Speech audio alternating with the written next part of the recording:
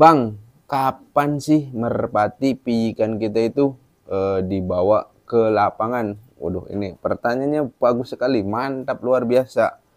Ketika merpatinya sudah dewasa ya, baru kita bisa dibawa ke lapangan.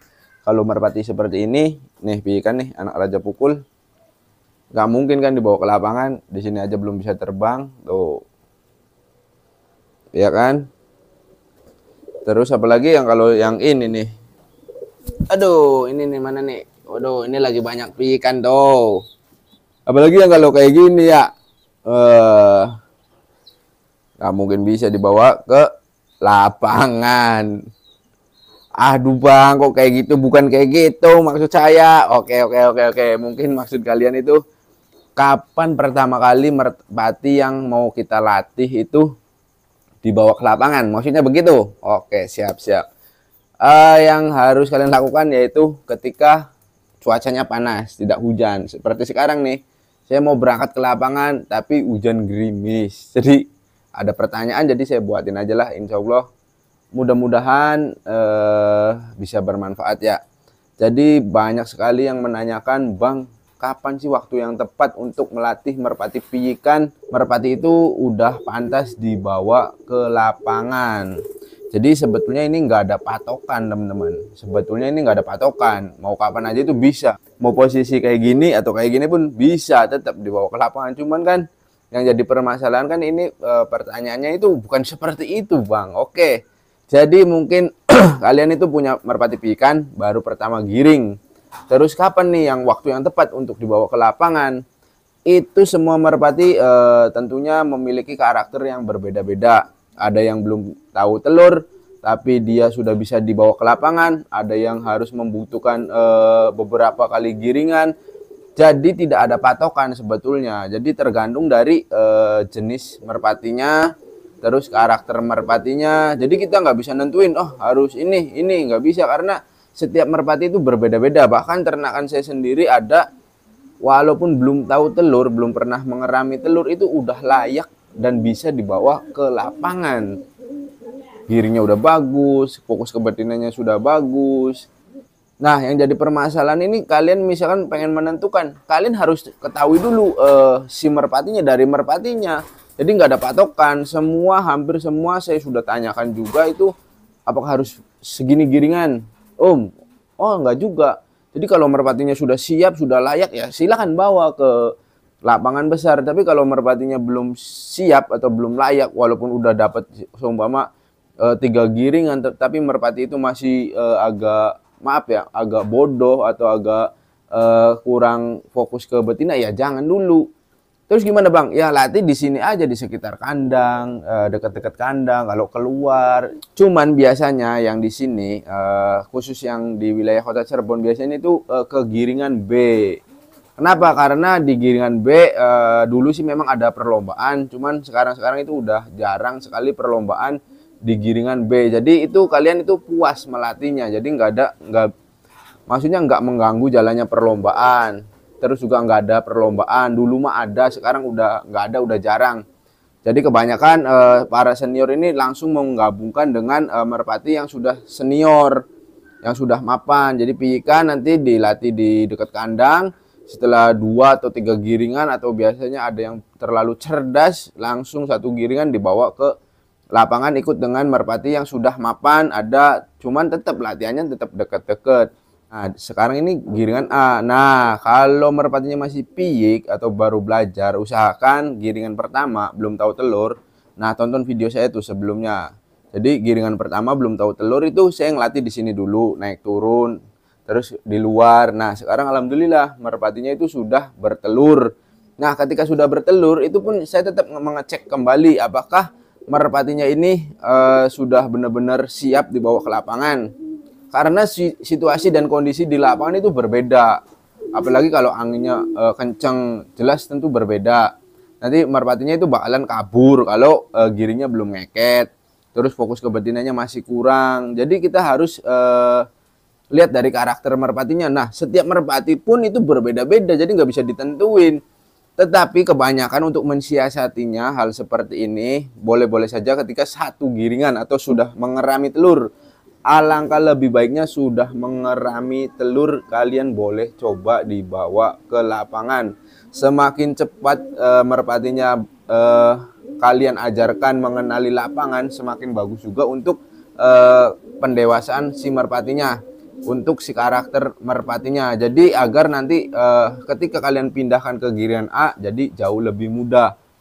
Kan biasanya kalau saya pribadi itu membedakan ketika merpati yang belum siap secara mental, secara fisik, saya masukkan ke giringan B. Nah, itu pun saya melatihnya sendirian kadang-kadang di tempat, cari lapangan yang agak luas ya, di mana aja lah. Cari tempat yang agak luas. Terus biasanya saya memakan waktu 3 giringan. Setelah 3 giringan sudah terlihat mapan, merpatinya terbang lurus, terus tidak engak-engok, terus selalu fokus ke betina, barulah saya pindahkan ke giringan A. Nah, di giringan A pun saya latih ulang kembali. Jadi dari nol lagi, deket-deket lagi. Karena di situ kalau di giringan A itu pasti banyak orang, banyak merpati-merpati lain. Cuman merpati kita ini sudah siap secara mental dan fisik, cuman nggak terlalu siap banget ya. Belum siap gandeng, belum siap tarung, cuman setidaknya itu merpati kita itu sudah ada pengalaman. Nah, barulah di situ kalian pindahkan ke A. Jadi pada intinya kita mau mengetahui kapan waktu yang ideal ya, kapan waktu yang tepat untuk membawa merpati kita ke lapangan. Waktu yang tepat yaitu adalah, kalau pengalaman saya pribadi, usahakan harus tahu telur dulu. Ini khusus merpati balap nih.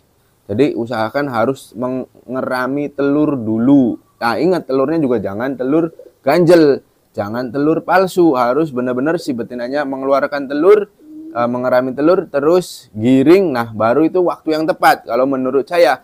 Cuman ada beberapa kasus, merpati saya juga ada yang sudah beberapa kali bertelur, namun mentalnya itu masih kurang bagus ketika dibawa lapangan. Walaupun kondisi sepi, dia agak kebingungan atau agak ketakutan, terus agak berbeda, giringnya juga berubah. Awal di rumah giringnya kenceng, ketika pindah lokasi, nah berubah drastis, giringnya agak kendor. Nah, itu kemungkinan terjadi di setiap merpati. Kenapa bisa seperti ini? Karena setiap tingkat merpati itu membutuhkan adaptasi yang berbeda-beda.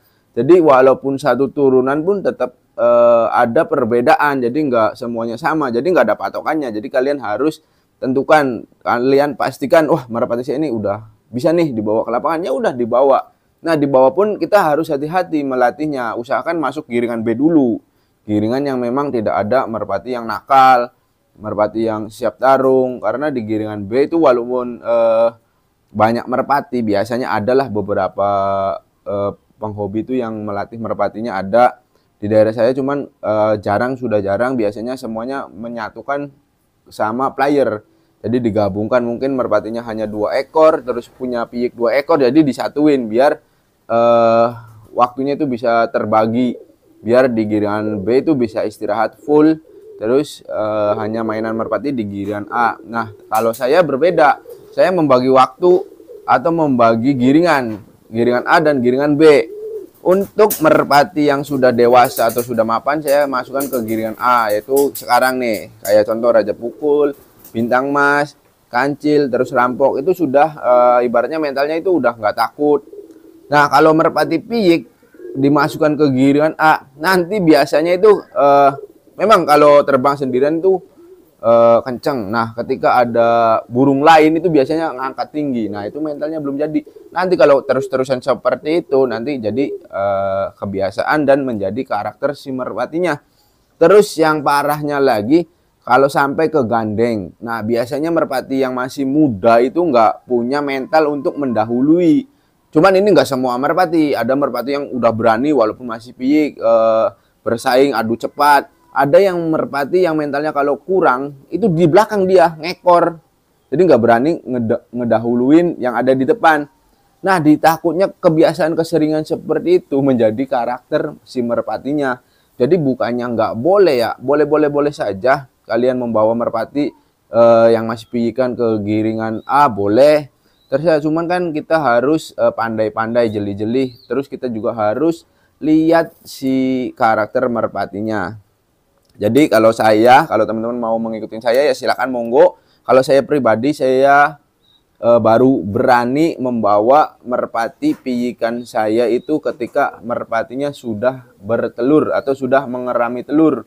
Kalau belum, sekeras apapun giringnya, sebagus apapun merpatinya, saya tidak akan berani membawa ke lapangan karena resikonya sangat besar. Biasanya itu adaptasinya kurang, ketakutan, terus nantinya ya pokoknya banyak lah.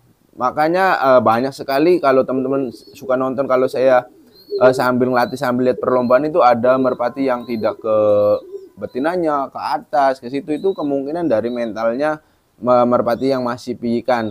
Cuman bagusnya kalau kita sudah membiasakan merpati dari usia dini dengan beberapa orang, dengan beberapa penghobi, itu mentalnya akan cepat, jauh lebih cepat terbentuk. Nah, ini terserah dari kalian juga. Kalian mau ambil yang mana, cuman saran saya usahakan sendirikan dulu, atau kita bagi giringannya di giringan B dulu yang benar-benar itu semuanya merpatinya kalau di sini ya itu rata usianya, biasanya seperti itu. Jadi pijikan semua, jadi ngelatihnya ya dekat-dekat semua, nggak ada yang sudah jauh, nggak ada yang udah siap lomba, nggak ada, ya dekat-dekat semua. Jadi kan kita seumuran. Kalau seumuran tidak apa-apa, antara merpati A dan merpati B yang masih sama-sama belajar itu nggak apa-apa, bagus untuk memicu si merpati kita itu akan terbang kencang. Berbeda dengan kalau kita latihan sendirian terus, merpati kita itu nanti tidak akan terpicu semangatnya karena nggak ada saingan. Kalau ada saingan jadi semakin bagus, cuman saingannya dalam arti ya harus seumuran, sama-sama belajar, sama-sama belum tahu, sama-sama biasanya pijikan. Nah, itu baru boleh. Tapi kalau yang kalian punya merpati pijikan terus masukkan ke giringan A, resikonya tanggung sendiri.